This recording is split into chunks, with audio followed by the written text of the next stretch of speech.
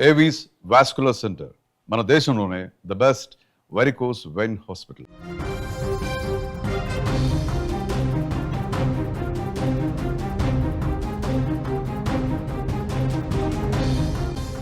కామారెడ్డి జిల్లా పాతరాజంపేటలో దారుణం జరిగింది. 20 ఏళ్ల కిందట తల్లిని వదిలిన కుమారుడు 20 ఏళ్లుగా తల్లి వైపు చూడలేదు.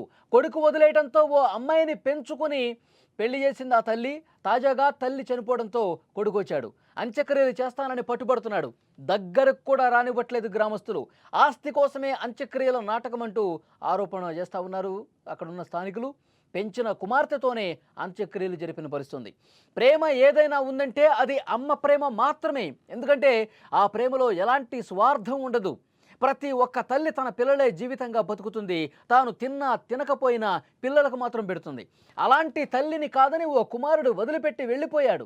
20 ఏళ్ల కిందట వదిలేసి ముఖం చూడటానికి కూడా రాలేదు. బాగోగులు పట్టించుకోలేదు. అసలు తల్లి ఏమైంది, ఎటుపోయింది, అసలు తల్లి సరిగా తన ఆరోగ్యం బాగుంటుందా లేదా, తను అసలు ఏ విధంగా ఉందో కూడా కొన్ని సంవత్సరాలుగా చూడనటువంటి ఆ కొడుకు, మధ్యలో అట్లా వదిలేసి వెళ్ళిపోయినటువంటి ఆ కొడుకు, ఆ తర్వాత ఆ తల్లి దిక్కుతోచని స్థితిలో ఒక బాలికని దత్తత తీసుకుని, ఇంకా నాకెవరూ తోడు లేరు, నన్ను చూసేవాళ్ళు ఎవరూ లేరని ఒక అమ్మాయిని దత్తత తీసుకుని పెంచి పెద్ద చేసింది. పెళ్లి కూడా చేసింది. తాజాగా ఆ తల్లి చనిపోవడంతో తల్లి అంత్యక్రియలు చేస్తానని తల్లి శవాన్ని తీసుకుని వెళ్లేందుకు గ్రామానికి అప్పుడు వచ్చాడు కొడుకు. తల్లిని వదిలేసి వెళ్ళిపోయిన నీకు తల్లి శవాన్ని అప్పగించము అని కొడుకును గ్రామస్తులు వేళగొట్టారు.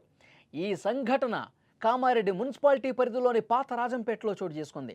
పాతరాజంపేట గ్రామానికి చెందిన సల్మా బేగంను 20 సంవత్సరాల క్రితం కొడుకు వదిలేసి వెళ్ళిపోయాడు.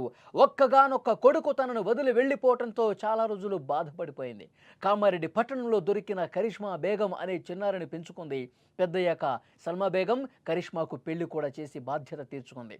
పెళ్ళైనప్పటికీ పెంచిన తల్లి మంచి చెడుల్ని కరిష్మానే చూసుకుంది. గ్రామంలో కూడా మంచి పేరు తెచ్చుకుంది. మంగళవారం సల్మా బేగం మృతి చెందింది.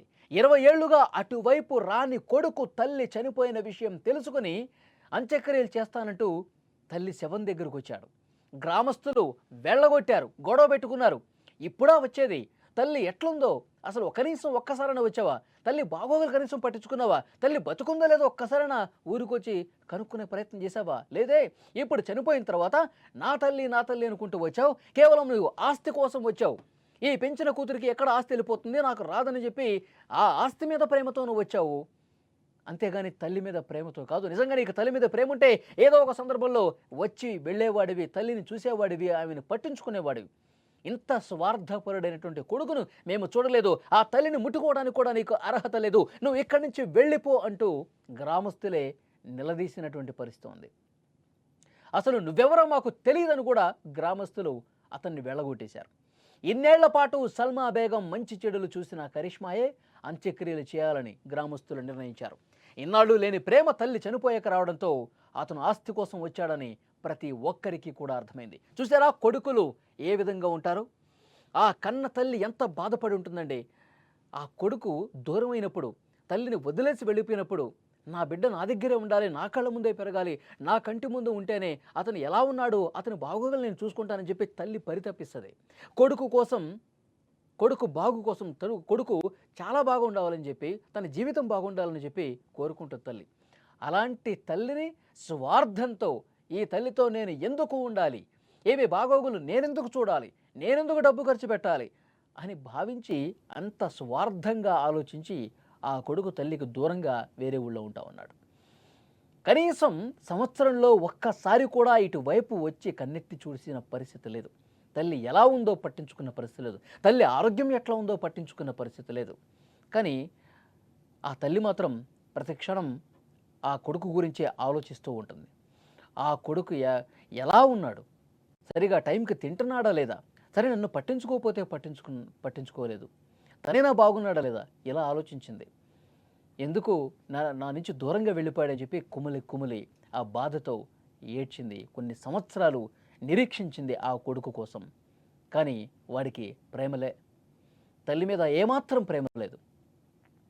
అలాగే ఉండిపోయాడు. ఇప్పుడు చనిపోయిన తర్వాత వచ్చి నేను అంత్యక్రియలు చేస్తా అన్నాడు. ఆ కొడుకు వెళ్ళిపోయిన తర్వాత ఒక పాపను ఆమె పెంచుకుంది. కరిష్మా అనే పాపని పెంచుకుంది, పెద్ద చేసింది, పెళ్లి కూడా చేసింది, సొంత కూతురులా చూసుకుంది. ఆ బంధమే కన్నపేగు బంధం లేకపోయినా ఆ కూతురు ఆమెకి అన్ని విధాల అండగా ఉంది, బాగోగులు చూసుకుంది. ఇప్పుడు ఈమె చనిపోయిన తర్వాత కొడుకు వచ్చాడు, నేను అంత్యక్రియలు చేస్తా అన్నాడు. కనీసం ఒక్కరోజు కూడా తల్లితో లేవు, ఒక్కరోజు కూడా ఇటువైపు రాలేదు నువ్వు.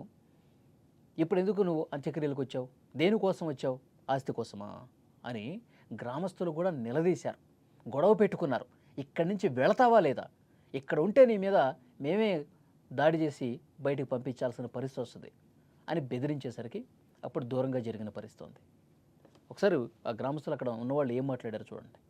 ఎవరో హైదరాబాద్ నుంచి వచ్చి ఈమె మా అమ్మ అని చెప్పేసి ఈమెను తీసుకెళ్ళి మేమే దహన సంస్కారం చేస్తామని చెప్పేసి అనడం వల్ల మేమే స్థానిక పోలీస్ స్టేషన్కి మేము సమాచారం ఇచ్చి ఇటు శవాన్ని మేమే ఇక్కడ అంత్యక్రియలు పూర్తి చేస్తామని చెప్పేసి మా యొక్క ఇది మీ పాప చెప్పడం జరిగింది. అతను ఎవరో మాకు తెలియదు కాబట్టి అతనికి మేము ఈ శవాన్ని అప్పగించడానికి సుముఖతగా లేము. అతను ఎటువంటి కాంప్లైంట్ చేసినా చెల్లనేరదు. మేము గ్రామస్తులమంతా అంత కోఆపరేషన్ తోటి ఇక్కడ ఆమెకు దహన సంస్కారం నిర్వహిస్తానని అనుకున్నాం. ఎవరో హైదరాబాద్ నుంచి వచ్చి ఈమె మా అమ్మ అని చెప్పేసి ఈమెను తీసుకెళ్ళి మేమే దహన సంస్కారం చేస్తామని చెప్పేసి నన్ను పెంచుకోండి, పెళ్లి ఈరోజు ఎవరో వచ్చి నన్ను అమ్మాయిని నన్ను పెళ్లి చేస్తున్నారు. మా అమ్మాయిని నేను